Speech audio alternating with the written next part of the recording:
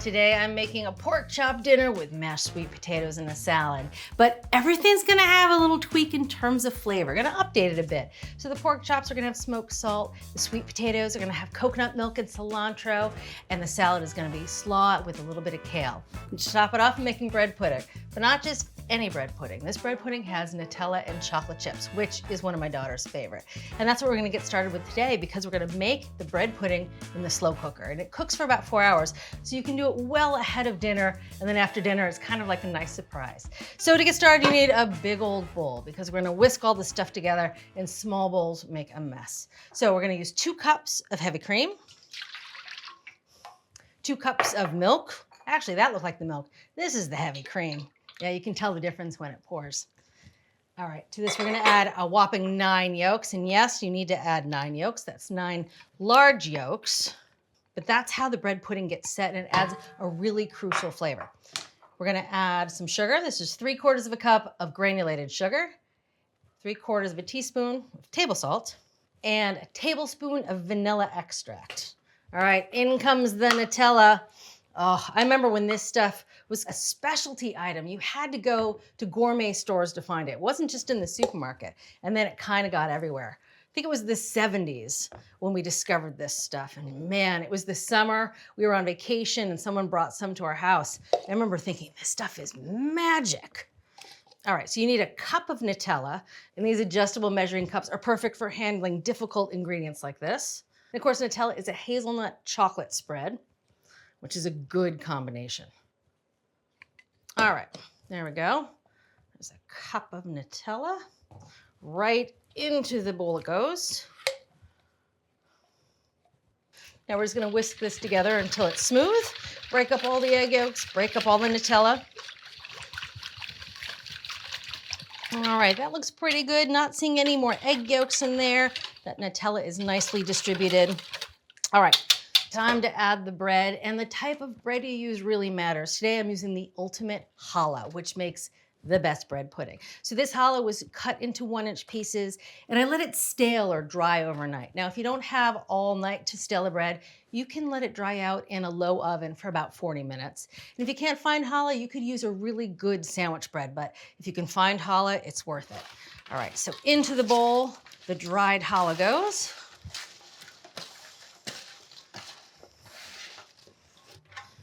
All right, last but not least, we're gonna add some chocolate chips. And as the bread pudding cooks, the chocolate chips make these little pockets of chocolate that when you eat it, it is something else. All right, so we're gonna use 3/4 of a cup of chocolate chips. Well, I'm gonna put about half of the cup in the bread pudding. The other 1/4 of a cup, I'm gonna sprinkle over the top. I just wanna stir this all together. We're gonna let this hang out for about 10 minutes. Let the bread really absorb all that liquid, and then we'll put it in the slow cooker. The bread has been sitting for 10 minutes. You can see it's really absorbed a lot of that liquid, which is great. At this point, don't stir it too much or the bread will start to break down. All right, so here is the slow cooker insert. And you notice I've prepped it already. It has what we call a foil collar, and I've sprayed it with vegetable oil spray. This collar just helps prevent it from burning around the outside, especially in the back of the slow cooker where the heating element is. All right, so into the slow cooker, the mixture goes. All right, distribute it nice and evenly into the slow cooker. And over the top, we're just gonna sprinkle that last 1/4 cup of chocolate chips, and you can use either semi-sweet or bittersweet. I like using bittersweet here. All right, into the slow cooker this goes. Put the lid on, and it takes between 3 and 4 hours on low, and you know it's done when the center of the bread pudding is nice and set.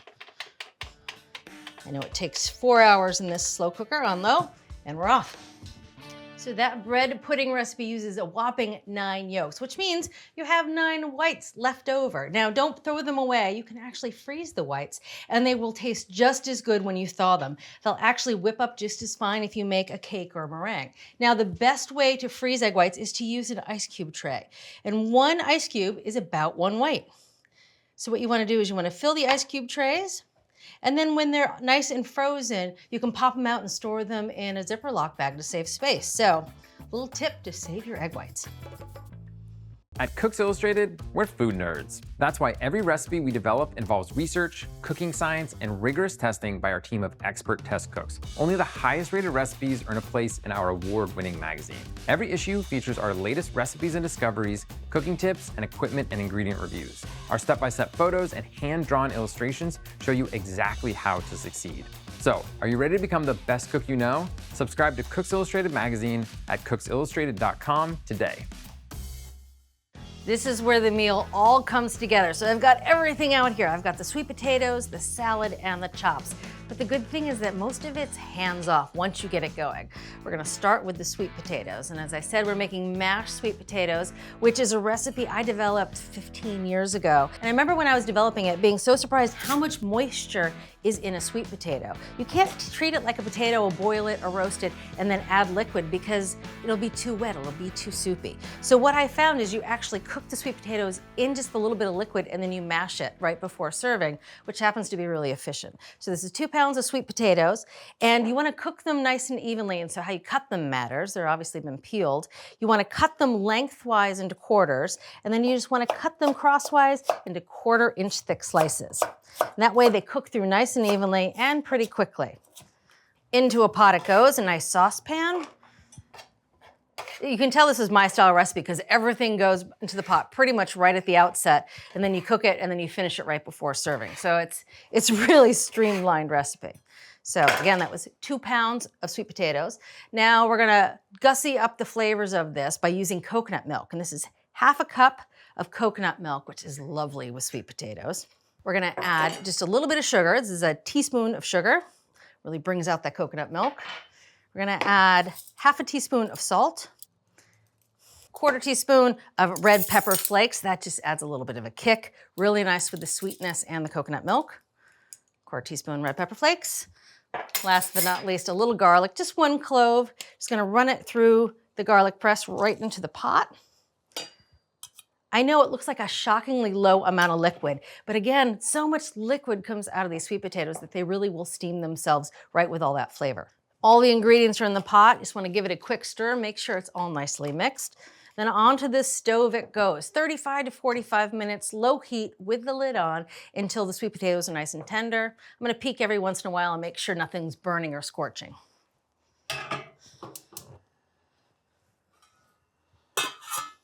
Now time to focus on the Brussels sprout salad, and it's gonna add a little kale. We'll have the kale later, but the Brussels sprouts need to be prepped pretty specifically in order for the salad to taste good, because usually you cook Brussels sprouts. So if you're eating them raw, you need to cut them very finely. So this is 1 pound of Brussels sprouts, and we wanna shave them almost like you're making a slaw.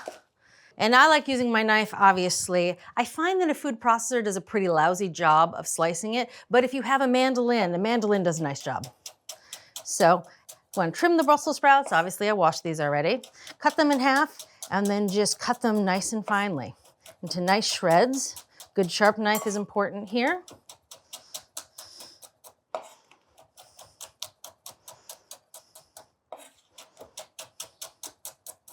All right, so there we have 1 pound of Brussels sprouts, nicely washed and shredded. Set them aside for a second. Now we're gonna make the dressing for the salad, which is very simple. It's 1/3 cup cider vinegar, and we're gonna add some sugar. This is 3 tablespoons of sugar. Now this dressing, it's gonna be a little sweet, but we're gonna add peanuts and lime juice, so it's gonna have a little bit of a snazzy flavor. This is 1/2 teaspoon ground coriander, 1/2 teaspoon of salt, 1/4 teaspoon pepper. Now you're gonna whisk this together, make sure that sugar is dissolved, and then we're gonna whisk in the oil, and we're just gonna whisk in 2 tablespoons of olive oil. So whisking constantly, we're gonna drizzle in the oil. Again, that was just 2 tablespoons of olive oil. Make sure we get all of that sugar dissolved. Obviously, this is the serving bowl. That's why it's so big. All right. Now we're gonna add the Brussels sprouts and let it sit in that vinaigrette for at least half an hour. You can do this up to 2 hours ahead of time. That just really helps the Brussels sprouts soften a bit, so it has more of a salad-like texture. That sugar and the salt and the vinegar will help pull out some of the moisture in the Brussels sprouts. Oh, That's a good start. All right, salad is well on its way. We'll set that aside. And now we're gonna focus on the pork chops. All right, here are 4 of the most beautiful pork chops I have ever seen. Now for this recipe, you want them on the thick side, at least 1.5 inches. That way you can get a good sear on both sides. And these are beautiful chops. And what I've done is I've salted them. Each chop has about 1/2 teaspoon of kosher salt spread evenly all over the surface. And I've let them hang out at room temperature on this rack for 45 minutes. And that salt gets absorbed by the pork chop, which seasons it, but it also changes the protein structure so that it holds on to more moisture, so you wind up with a juicier chop. All right, so they're almost ready to be cooked. One thing we want to do is you want to cut through the sinew on the side of the pork chop in about 2 places. That just prevents them from curling up as they cook. So right on the one side where you have that fat cap, there's a little silver skin under there. You can just cut through right like that. Gives it almost like releases that silver skin so that it won't curl during cooking. Now you can trim away that fat if you really want to. I don't like to trim away the fat. I really like how it bastes the pork when you cook, and I kind of like eating it if it's nice and crisp at the end. Although for my daughter, we have to cut it off. Okay, so you don't want to really go into the meat, but you want to get all the way through the fat. There we go. Now, the pork chops are a little damp because that salt brought out some of the moisture. So you want to pat each pork chop dry pretty thoroughly. These are beautiful chops. All right, now they're almost ready for the oven. Last thing I'm gonna do is season them with a little bit of pepper. And the smoked salt is gonna come at the end. After they're cooked, we're gonna sprinkle it over the top just before serving. All right, so these are ready for the oven. I know we're gonna start in the oven. That's kind of unusual. We're gonna do something called a reverse sear, which is where you start meat in the oven, cook it low and slow till just the right temperature, and then you finish by searing them. And that does a couple things. The low, slow makes sure that the meat stays tender. It also dries out the outside so you get a killer sear. So into a 275-degree oven, about 30 to 40 minutes, we're looking for an internal temperature of 120 to 125.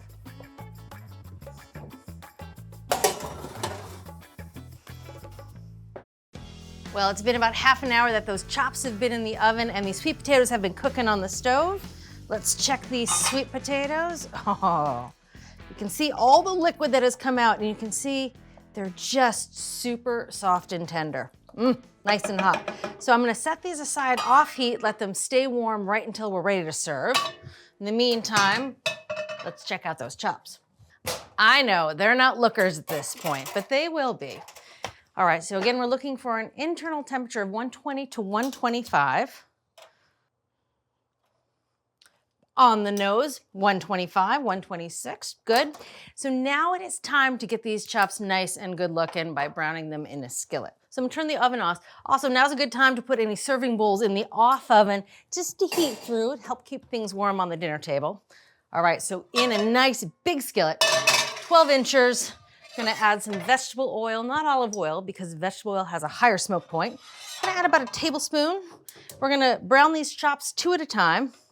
We're gonna put it over high heat, wait till it just starts to smoke. That's how you know it's a good searing temperature, and that can take a few minutes. All right, we're smoking, so it is time to sear the chops.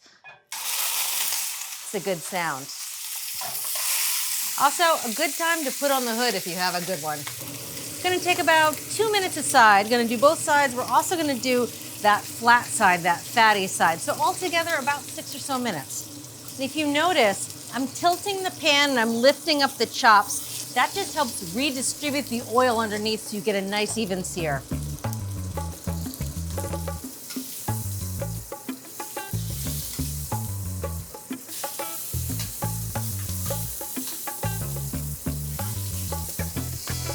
So not only do you want to brown each side, you want to get that fat side too that we sliced through, because that fat, when it's crisp, tastes really good. And to do that, you just hold them on their sides with a pair of tongs. Works for all sorts of thick chops and steaks. All right, these chops are looking pretty beautiful. I'm gonna transfer them over to the carving board. Now, sometimes if your skillet looks a little beat up like this, no harm in wiping it out and starting with fresh oil, because you don't want any of those bits sticking to that second batch of chops. So just taking a wad of paper towels and my tongs, give it a skillet a quick clean. Now the skillet's still pretty hot at this point. Some fresh oil, about a tablespoon. back on the heat. Time to do the second batch. All right, there are the last 2 chops. Now at this point, when you take the chops out of the skillet, you want to temp them. You want them to be about 145 degrees. And now we're going to let them sit with a little foil on top to help trap the heat for 10 minutes. Let them rest, let those juices redistribute, and gives us time to pull together the rest of dinner. Love what you're watching? Take your cooking to the next level with our Essential membership. Get instant access to thousands of recipes, tips, techniques, product reviews, and step-by-step videos. Our members app allows you to search by ingredient, set dietary preferences, and save your favorite recipes. For those looking to level up, our newest feature, ATK Classes, offers more in-depth instruction led by ATK experts, so you can gain greater confidence in the kitchen. Start your free trial by visiting the App Store or going to americastestkitchen.com/YouTube today. Those chops are finishing resting, and it's time to finish the salad. And as I mentioned, we're gonna add some kale, and we're gonna add Tuscan kale, also known as lacinato. I think it's a little better in the raw form than the curly kale, which is good, but it's pretty hardy.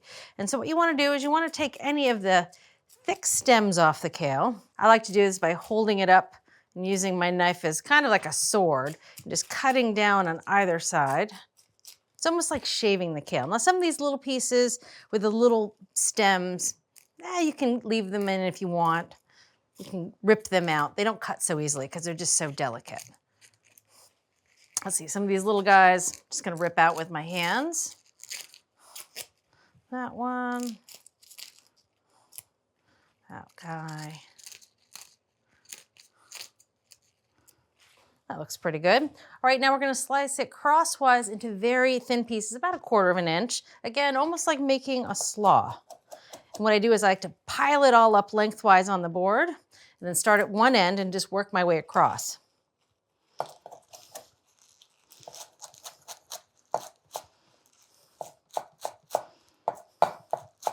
It's nice to have a nice big cutting board. Gives you room to spread things out and really cut them the way you want to. I hate small cutting boards. All right, so now time to massage the kale. Now this just helps break down some of the fibers so that it's a little more tender. And to massage it, you kind of just grab it and crunch it up. You can kind of hear some of those cells breaking down. You want to do this for about a minute. The kale will turn darker in color. It'll start to wilt. You start to smell it. All right, that looks pretty good. Time to add it to the salad. To finish the salad, I'm gonna add a tablespoon of chopped fresh cilantro and a tablespoon of chopped fresh mint, 1/4 cup of chopped salted roasted peanuts. I know, it's an interesting flavor profile. Last but not least, a little bit of lime, as much or as little as you dare. That fresh lime juice just brings all those flavors together. Oh, this salad holds like a dream. I even think it tastes good the next day. All right, salad's done. On to the sweet potatoes. You can see they're still nice and hot. Time to mash them up. There's a lot of liquid in those sweet potatoes. You just don't need a lot of moisture to help them cook through.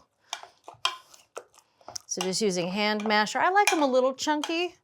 Of course, you could go crazy and get them perfectly smooth if you wanted. Oh, you can smell the coconut milk. You can smell a little of that spice. All right, that looks pretty good. Gonna finish them with fresh cilantro and a little black pepper. Cilantro and coconut milk, one of my all-time favorite combinations of flavors. All right, and we have the warm bowl in the oven for these. Whew. It's warm. Oh, hello. A little cilantro over top. All right, that's done. Pork chops are well rested and it's time to plate up. Here I have one of my favorite. I know it's a little swanky, this rectangular platter, but it works really well, especially if you have different components. You can keep them on different sides of the plate so they don't mix too much in your flavors, which is good for my 12-year-old. Don't want all the food touching each other. Oh, I love this salad. I could eat my own weight in this salad. All those good flavors, the kale, the Brussels. Mashed sweet potatoes. I gave myself kind of a lot. I know. Last but not least, a beautiful pork chop. Mention the smoked salt. You can make your own smoked salt, but I love buying this Malden smoked salt because the crystals are nice and big.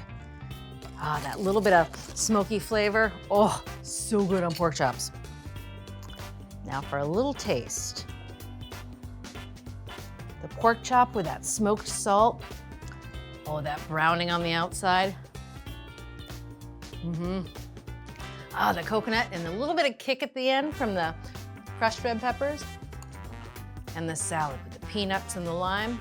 And if you think about it, this is a pretty standard pork chop dinner. You have pork chops, you have mashed potatoes, you have salad, but all of the flavors have a little bit of a twist, so it feels fresh. And the best part of this meal is that Nutella bread pudding that's been cooking in that slow cooker the whole time. It's a nice way to finish out the meal. All right, it's time for the bread pudding. So it cooked about 3.5 hours till the center was set. Then I turned the slow cooker off and I let this sit for about 30 minutes just to set up a bit. Now it's time to taste. Oh, you can see those chocolate chips on the top. They make such a nice little chocolate gooey bite when you find them. Oh, bread pudding. Gilding the lily a little bit, but a little vanilla ice cream on top of this. So good. Oh, so good. The Nutella really has worked its way through the challah. So you get the hazelnut, you get the chocolate, the bread still holds its shape. And then ice cream, as it melts, it almost makes like a cold vanilla sauce over the warm bread pudding. This is good comfort food. See you next time. For full episodes of your favorite cooking shows, head over to ATK's Full Episodes channel on YouTube. You can stream complete seasons of America's Test Kitchen, Cook's Country, and more. See you there.